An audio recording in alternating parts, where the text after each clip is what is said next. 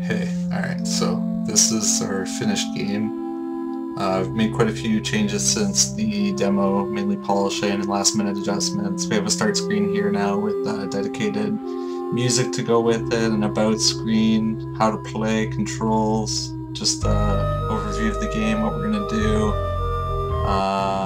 So we're going to get into the game. So this is the intro scene.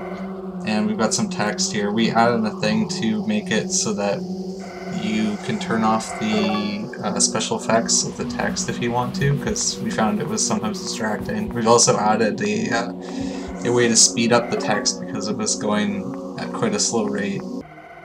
So yeah, this is the intro scene. That's Tapir, the elephant thing, and he's basically talking to the child, telling her about what her current predicament is, and basically coercing her to help him. So it's got some colors on there to give hints and stuff. Going through the grass.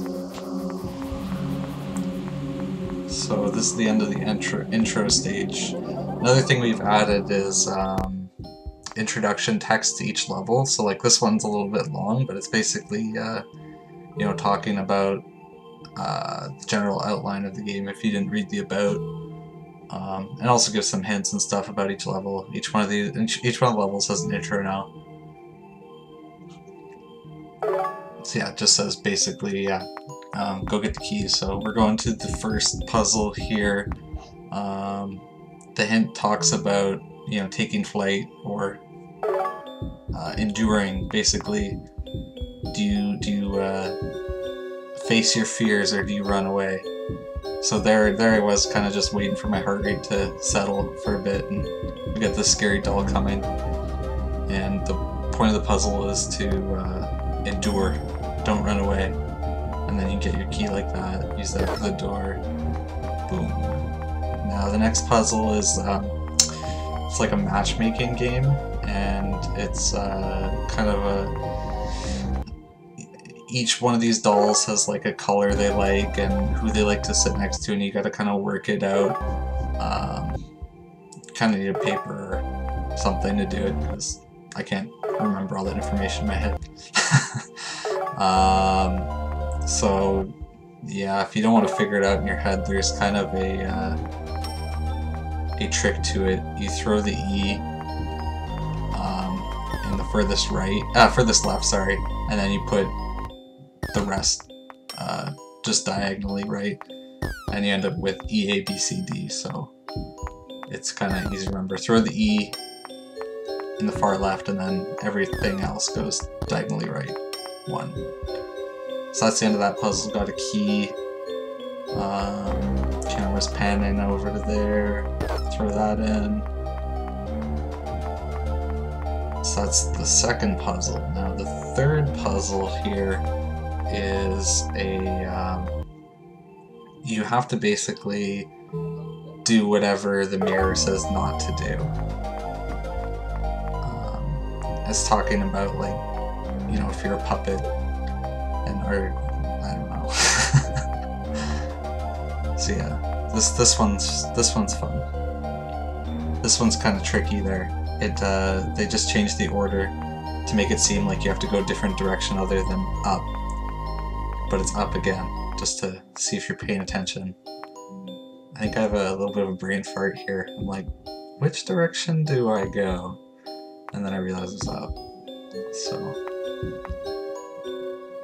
And here you can't be too eager with that key. It's so close, but there's one last final step, and whoa, bunch of dolls. So another thing we've added now is journal entries to each level, and that's kind of a puzzle in itself. You know, can you get to it? Where are they? And it tells you a story of you know, children that have been here in the past, and basically giving you a new outlook on the tapir, which is the elephant guy in the beginning, and he seems all nice and gentle, but is that really the case?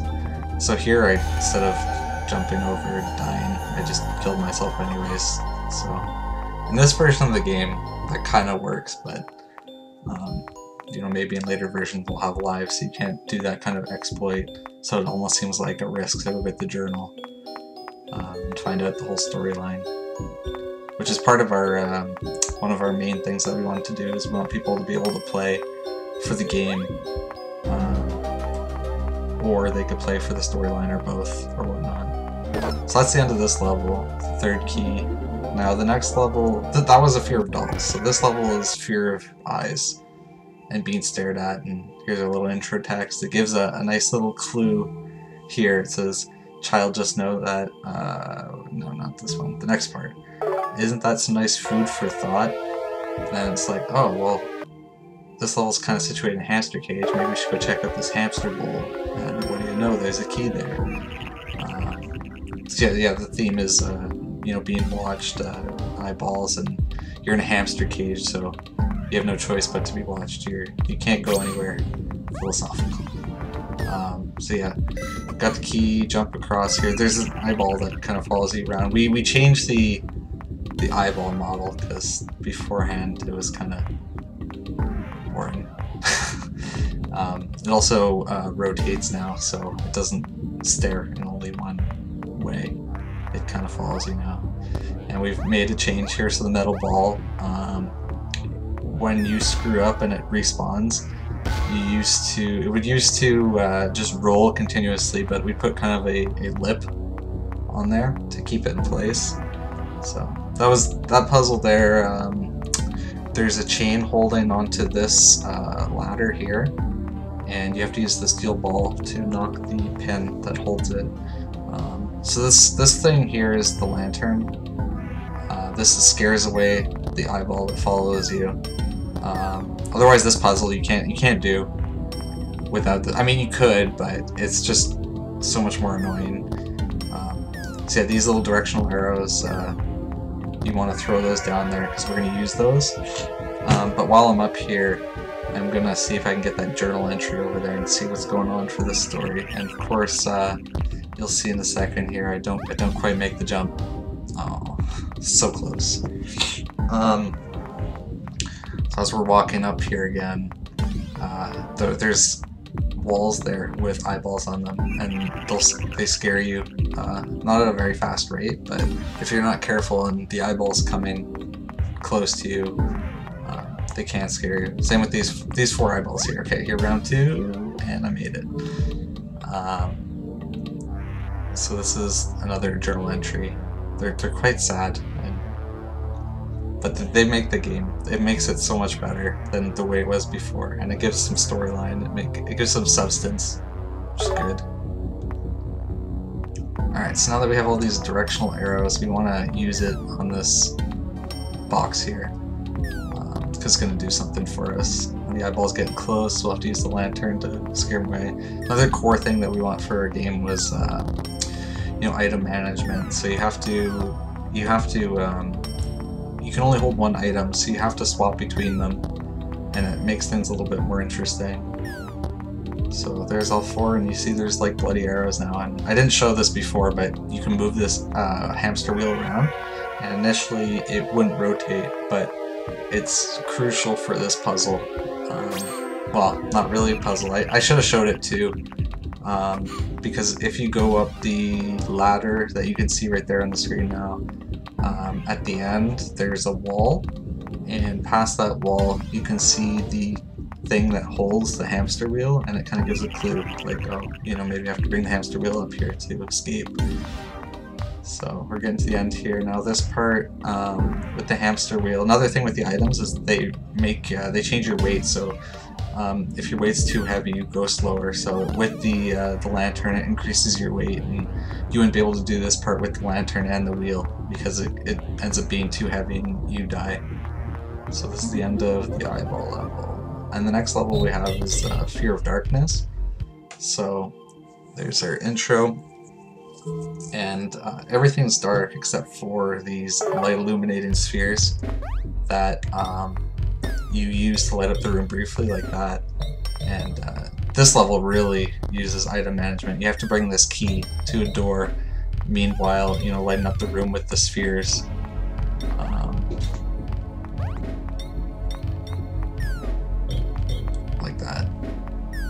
So yeah, you have to be careful too because there's gaps between the platforms, and you can fall pretty easily.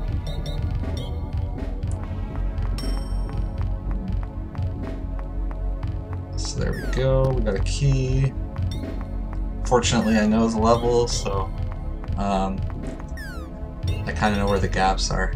And when you illuminate there, you see, oh look, there's a journal entry. So this is the first journal entry, and it's talking about, you know, I'm going to start writing these journal entries, figuring out what's going on. But like they're out of order, and that makes it interesting, because you get to see from like, you know, different points of the journal being written. So there's the lighten up. Here, there's a thing. A cool mechanic with this level is you can get the ball stuck in between the platforms, so that way it doesn't roll away on you, which would be annoying, because then you're stranded, kind of. Alright, so we're gonna try to prepare to go this gap, and I'm pretty sure, yeah, I lose the ball there, but I know the door is here. Now this is a fun part too. There's like a slant here, and you can just let the ball roll, and every time it hits the next part, it illuminates the room again. And then yeah, this part's pretty much all gaps. There's very short platforms with gaps. You have to run jump, or shall I say sprint leap, for these ones. And this is the last one, and this will take us out of the darkness level. Alright, now that we've finished the dark level, we're in basically a scene where you can choose your path. So Tep here is basically saying, oh, there's one more level. After this it'll be over, and there's a journal that says that you can choose one way or the other. So for this part, we'll choose to disobey Tep here's advice and go north instead of south. And if you go this way, you complete the game with a nice congratulations screen. Wow! Now, if you do follow his advice, there's an alternate ending, which is what we really want to do in the game. And we didn't think we'd have enough time, but we managed to get it, so we're quite happy. And it also found a use for the demo level that we had. We were trying to get it in somewhere, so we were able to get it in this alternate ending where Tep here leads you into this thing, he locks you in there, and then you have to play through the demo level, which is pretty hard. It's pretty much a bloodbath, so I had to crop out a lot of my deaths. It was well over 50, so that's why we have some fading effects here, because I only included the parts where I didn't die and actually successfully got the keys. So yeah, this is our last level. This is basically Tep here's this is what he wants you to go through, this pain and suffering trying to complete this level, because it's pretty brutal and super easy to die, but once figured out, it's not too bad. So like right here, you've got this big key, it's super heavy, so you have to be really careful with the way you move, and you have to wait in the middle of the seesaw so that you can regain your heart rate every time you jump a platform, otherwise you'll pretty much die. So that's what I'm doing here now. This part here, like if you're not careful, obviously you end up falling to your death. So yeah, after you get that key, you still gotta go back over here because there's another key hidden. So we're gonna go get that one now. That box is where the big key was, but if you just go over here, you see, oh look, another key. So this one you have to basically tilt the seesaw up as much as you possibly can and run as so. And then I just barely got that one. I'm not sure how. That was really close. So after you get the key, it's pretty much yeah, jump, wait in the middle, regain your heart rate, jump, and don't screw up. You have to make sure you go on the top one here, because if you go on the other ones, they're pretty much red herrings, and you end up getting not able to get back, as you can see.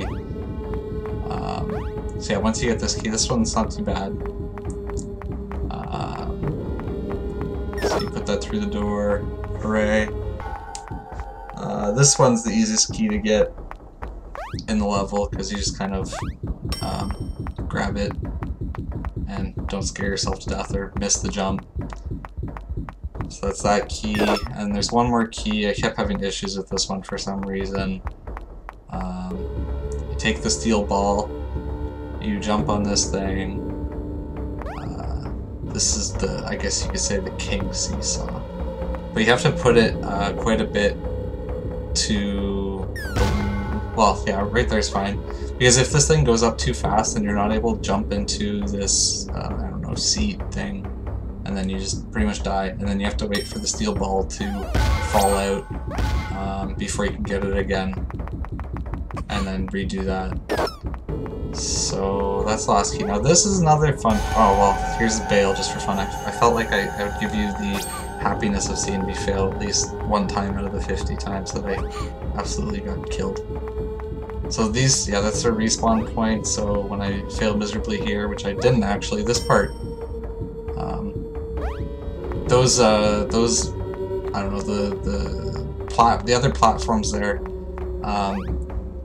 they pretty much just fall if you stand on them, so I just avoided them all. So this last part, the key in there, and this is the so-called sad ending.